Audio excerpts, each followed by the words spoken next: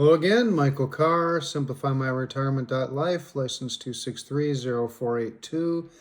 Please see my disclaimer video. I was getting ready to do another video and I realized I need to lay a little bit of foundation. So I'm calling this What Do I Do Statistically and Why? As I said, I move money from risk to safety. Why do I do that statistically? There is a research study done by the MorningStar Center for Retirement and Policy Studies, and they state that on average 45% of Americans who retire at age 65 are going to run out of money.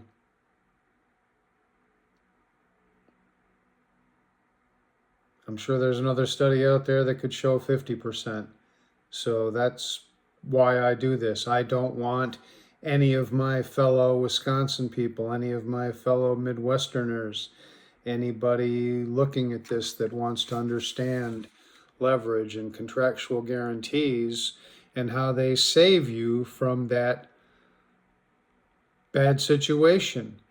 I don't know that I can say you'll never run out of money. You could be a crazy spender, but I can say you will never not have an income. Again, I'll refer to my dad being 92 on his way to 95. We'll get into this right here. Life expectancy tables, good or bad? Fantastic. Why? Right now, life expectancy says that when you're born, you're going to live to 79 and a half. 2025, 2026 numbers. And that is the table that insurance companies are paying from. I consistently use the rule of thumbs. 7% payout. Why? Because if you take age 65 to age 79 and a half, that's 14 and a half years. You divide 14 and a half years into a 100% and you get about 7. They pay 7% to give you your money back at your life expectancy. But this isn't your life expectancy. 79 and a half is not my life expectancy. And it's likely not yours. It's highly likely not yours. 79 and a half alludes to the fact that there are hurdles and diseases and accidents and craziness that kids get into. But as you hit your 20s and your 30s, you have jobs and careers and things at risk and things to protect. Those things change. That's why I say that contractual guarantees based on life expectancy, the greatest deal of the century. At that game show, the sale of the century. You get a car for $20 or something. It's not that extreme. But here's the deal. Here's why I say this. Remember, analytical, guy with a theoretical physics degree? Social Security, which is the very general average, says at 65, which is what most of the people I'm talking to and dealing with are in that range, you're expected to live to 83. So 3.5 years beyond the average life expectancy once you hit 65. But that's Social Security. That's average. Good, bad, all kinds of us. Let's say the fit people, the people that are saying, hey, I believe I'm going to live way past 80. I want to have an income past that. And if you can say the insurance company will allow me to insure my income, I'm all ears, Michael. Let's go. So if you're healthy and you're 65 right now, 50-50 chance or better, we will reach 88. A woman will reach 90. They say couples live longer. That is statistically true. 50-50 chance, I believe it's about 47% chance, that husband or wife, once they reach 65 and are healthy, will reach 93. Vindication. Why do I plan for 95? Because we don't know. But we have a reason to expect it. better nutrition, better knowledge, prevention, all these kinds of things. I mean, America's finally starting to focus on prevention and health. Here's something else that I want to tell you because of the example I was going to do. Let's say you reach 80. Not that hard, right? I just gave you the numbers showing 93, 88. Once you reach 80, the numbers change again. A couple now has about a 40% chance of needing income beyond age 95. That's the way I should have stated that before. Not that you're expected to live that long. Technically, it's that you're expected to live to that age or beyond. And from the point of view of these videos, why do you need income to 95? This is why. So there's a 40% chance of needing income beyond age 95 if you make it to 80. And that's really what I want to get into.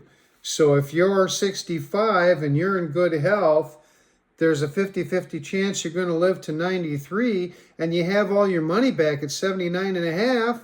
That's a deal. You got your money back in 14 years and you got that same amount paid to you the next 14 years. I often say you get your money back again, but you can't get your money back twice. You just get an equal amount back. And this is statistically 50-50. I am showing you statistically, for example, illustration, how to get twice your money's worth. That's what I'm saying. That's what wealthy people do. They're worth 10 million. They send 5 million to their heirs, and they live off of 10 million. Hold it. You said they were only worth, and they sent 5. Yeah, because they turned the 5 into 10 if they can live, should look at the camera, if they can live beyond their life expectancy, and they can get twice as much if they live another 14 years. But I also have people, I have a 47-year-old that had money that was heading to retirement. They heard me say on the radio, don't you dare take it with you. Send it ahead and meet it there. And they are sending money ahead that they won't need for 20 years, and they're going to get a 25% payout, give or take. So at 65, they're going to get 25%. Let's say they put 100 in. They're going to get $25,000 a year. They're going to get their money back in 4 years. What's that? Age 69. They're going to get another 100,000 at 73, another at 77, another at 81, another at 85, another at 89. Because when they hit these statistics I just discussed with you, there will be better even nutrition and knowledge and everything. And once they hit 80, they'll probably have a 50-50 chance of hitting 100. They could get, I don't know, I lost track, 7 times the money they put in because they planned ahead. That's what I always say, plan ahead. Do not take your money with you to retirement. Do not squirrel it away and then on the day you retire, walk to somebody like me and say, let's put this to work. Look how much I got. And I'll say, when did you start saving? And you'll say, well, I had my first 100,000 at 35 and then 40. And you could have sent it out to work once you got into your late 40s because that's when insurance companies will start quoting you. Pay attention to these. The illustration I'm going to do is about building wealth. It's going to be a big example. But these are what makes it all work. The smart, highly educated Ivy League millionaires out there, they know these tables.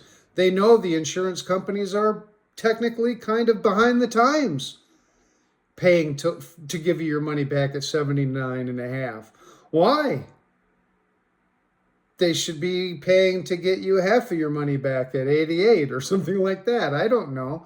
But I think it's a deal. And I am telling you that if the president gets rates lowered, payments will come down. And as soon as they start updating these darn life expectancy tables, which I assume happens the beginning of every year, payments are going to start coming down. Jump on whatever type of value you see this as I have illustrated. I'm at 715-218-9197. Happy to chat. Have a great day.